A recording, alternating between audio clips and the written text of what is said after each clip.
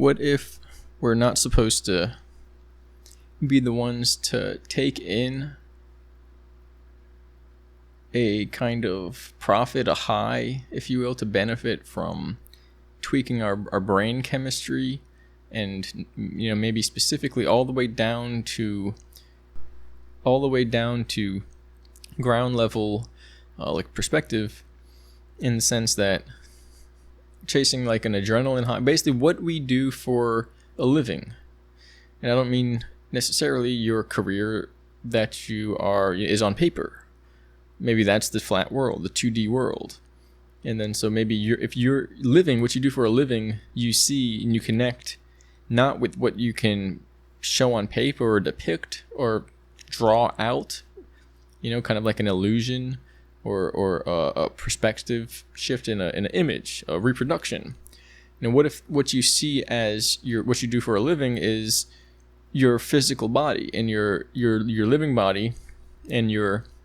mind connected through that, and then your intentions and your conscience and your overall perception of yourself that is really not contained in any one particular aspect of your mind or body, but the whole thing. And so, what if to maintain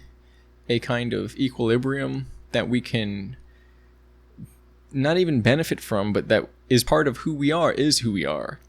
we have to keep the finite cycles and interactions that we can have the capacity to alter through the brain and the body, basically our free will,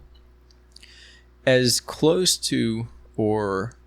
consistent as possible with what we're given when we're born, in the sense. And so then it doesn't have to be too extravagant, the explanation, but just the idea of what we do, what we get out of how we feel day by day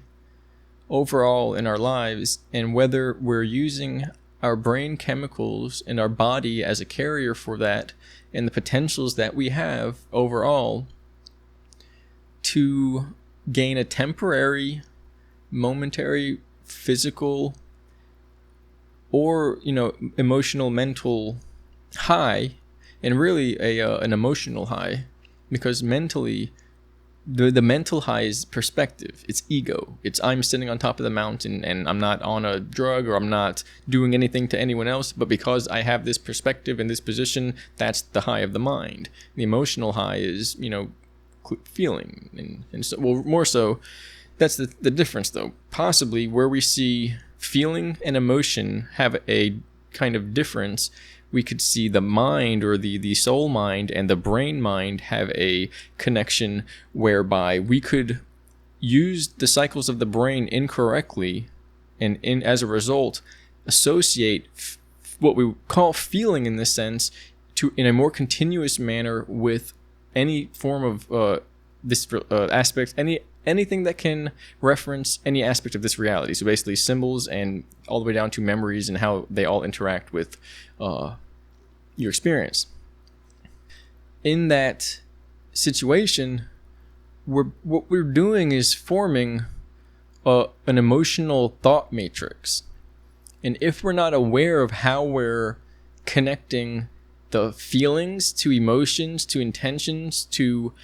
object reality, and symbols within that reality that connect and relate to different levels of intention, emotions, and experience in the past or the potential future, with how the past could be kind of shaping us, then that right there would be what people call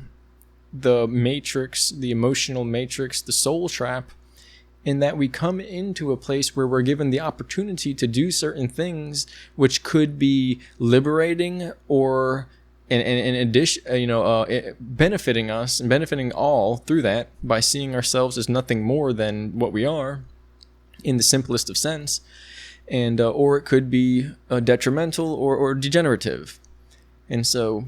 the key here is whether we're aware of how we're entangling our thoughts, our emotions, and our intentions and actions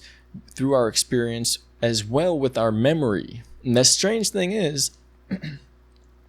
in some ways of seeing this, it could be said that our